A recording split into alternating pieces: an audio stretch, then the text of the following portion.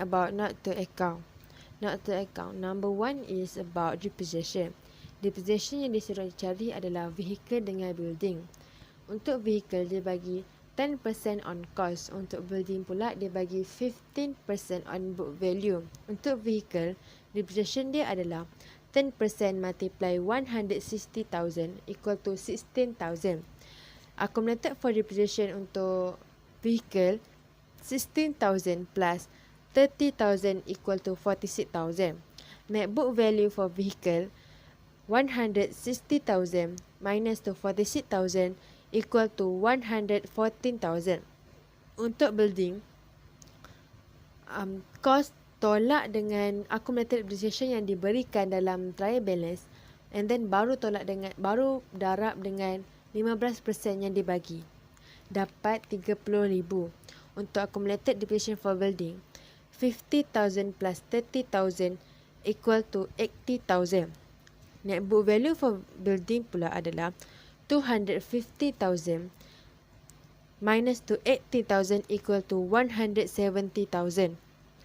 For number 2 is about water and electricity. Water and electricity ni dia terlebih bayar sebanyak 2,500. So prepaid 2,500 terletak di SOFP bahagian current asset. Untuk di SOCI, 80,000 minus 2,500 equal to 15,500. Diletak di SOCI bahagian expenses. Number 3 is accrued salary. Accrued salary sebanyak RM600 terletak di SOFP bahagian current liability. Untuk SOCI, 20,000 plus 600 equal to 20,600 letak di SOCI bahagian expenses. Number 4 is about proposed dividend. Proposed dividend for ordinary share adalah 250,000 bahagi dengan 50 sen. Untuk cari per share dia berapa, dapat 500,000. Kemudian baru darab dengan 2 sen yang dibagi, iaitu dapat 2 sen. 500 darab 2 sen adalah 10,000. Untuk preference share, 138,000 darab dengan 10% dapat 13,800. And lepas dapat 13,800, tolak pula dengan interim dividend dalam trial balance sebanyak 2,000. Dapat RM11,800. Number 5 is about tax. Tax untuk di SOCI letak 25,000 untuk mencari profit after tax. Untuk di SOFP letak 25,000 tolak 10,000 dapat 15,000. Itu letak dekat SOFP. Number 6 is closing inventory. Closing inventory for this question adalah 6,000. Hi, Assalamualaikum. My name is Nur Fatin Nabiha binti Mazlan and my metric number is 04D81F1001. So, ini Nabiha akan terangkan secara ringkas tentang Statement of Comprehensive Income for the year ended 31st December 2019. So, Nabiha start dengan sale iaitu sebanyak RM400,000. Amount ini diambil terus daripada trial balance. So, opening inventory RM31,000 juga diambil terus daripada trial balance. Purchase RM140,000 juga diambil terus daripada trial balance. So, korang totalkan amount opening inventory dengan purchase, korang akan dapat RM171,000. And then, korang kena tolakkan dengan closing inventory sebanyak RM6,000, di mana amount ini Nabiha ambil daripada maklumat tambahan yang diberikan. So, after dah tolak, korang akan dapat COGS sebanyak RM165,000. So, COGS ini korang akan tolakkan dengan sale sebanyak RM400,000. So, korang akan dapat gross profit sebanyak RM235,000. Step seterusnya, kita perlu tolak mana-mana yang berkaitan dengan belanja. So advertising, tiada sebarang pelarasan berlaku, jadi korang boleh ambil terus nilai atau amount yang ada di trial balance sebanyak RM26,000. Water and electricity, terdapat pelarasan berlaku, iaitu prepaid atau terlebih bayar sebanyak RM2,500. Amount yang sepatutnya adalah sebanyak RM18,000. So RM18,000 ni korang kena tolakkan dengan RM2,500. Jadi nilai yang sepatutnya ialah RM15,500. Salary pula, terdapat pelarasan yang berlaku, di mana terdapat salary yang belum bayar, terakru belum bayar sebanyak RM600. Salaries yang ada di imbangan duga atau di trial balance sebanyak RM20,000. Di mana di sini korang perlu tambah sahaja nilai tersebut, and then korang record RM20,600 di bahagian expenses. Director remuneration, tiada sebarang pelarasan berlaku, jadi korang boleh ambil terus nilai tersebut sebanyak RM65,000.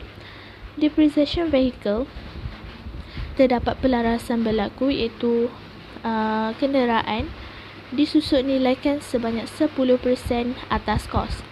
Jadi dia punya kos sebanyak RM160,000, didarab terus 10%, jadi susut nilai sebanyak RM16,000. Manakala depreciation untuk building disusut nilaikan 15% on book value, di mana dia punya kos sebanyak RM250,000. Apa yang korang perlu buat adalah 15% dalam kurungan RM250,000 merupakan kos, ditolak RM50,000 accumulate depreciation. Jadi korang akan dapat depreciation untuk building sebanyak RM30,000. So steps after dah senaraikan semua belanja, korang totalkan semua akan dapat RM173,100. Jadi nilai ini korang kena tolakkan dengan gross profit, and then korang akan dapat RM61,900 untuk profit before tax. Okay, after tu korang kena tolakkan dengan tax sebanyak RM25,000. Nilai ni Nabihah ambil daripada maklumat tambahan. After dah tolak, korang akan dapat profit after tax sebanyak RM36,900. Terima kasih. So behind that thing, we explain about statement of change in equity for the year ended 31 December 2019.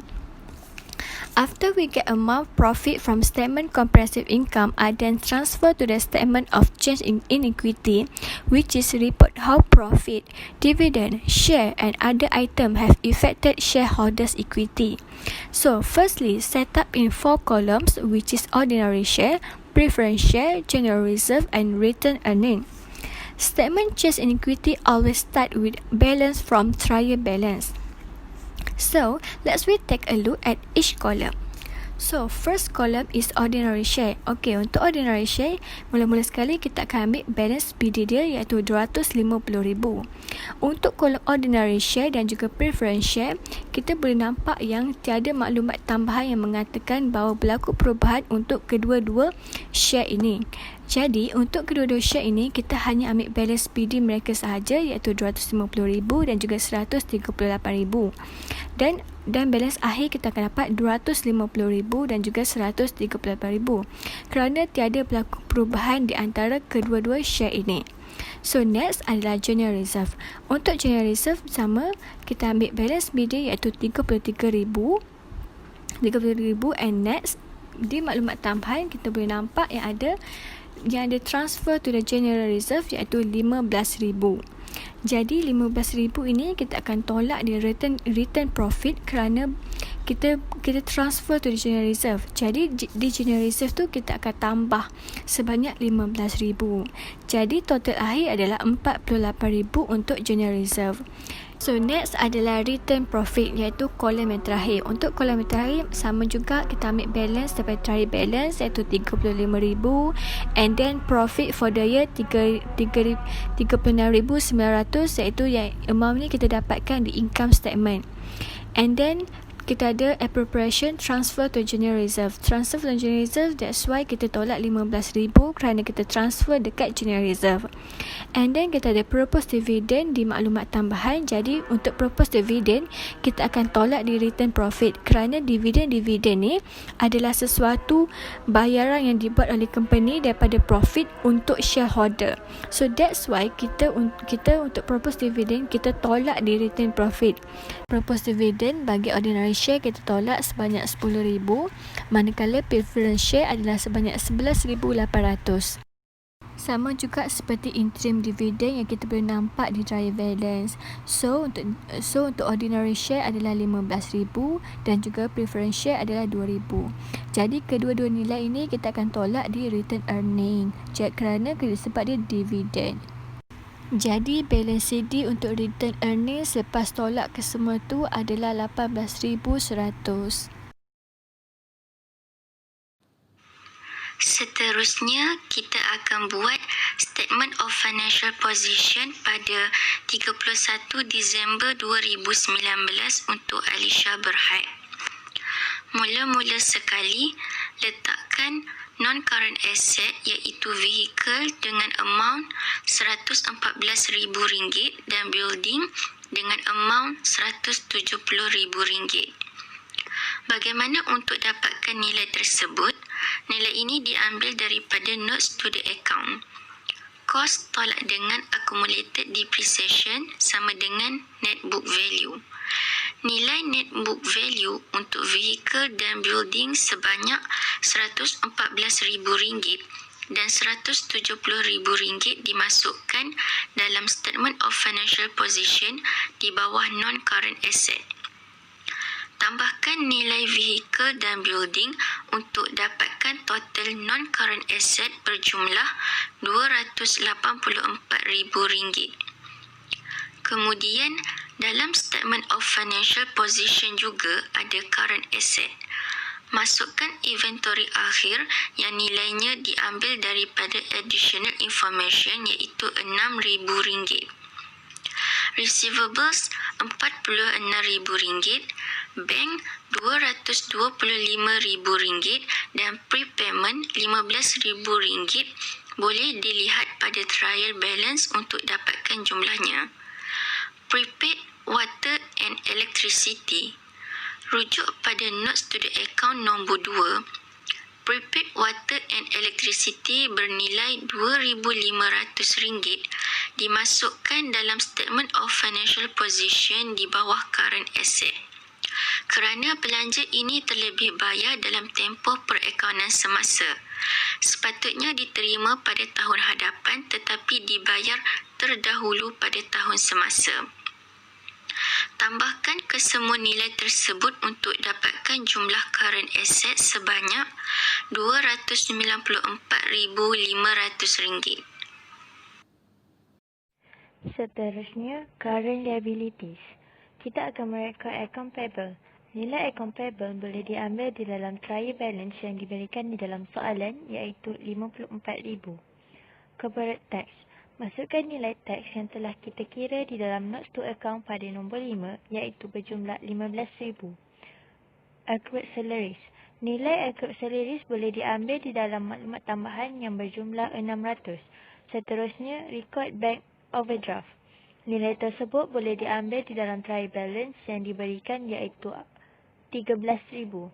Kemudian, merekod proposed dividend. Anda perlu merekod ordinary shares yang berjumlah RM10,000 dan preference shares berjumlah RM11,800. Kedua nilai tersebut telah kita kira pada awalnya di dalam notes to account. Seterusnya, kita perlu jumlahkan current liabilities tersebut. Jumlah yang diperolehi ialah RM104,400. Anda perlu tolakkan nilai current liabilities dan current asset dan hasilnya adalah working capital.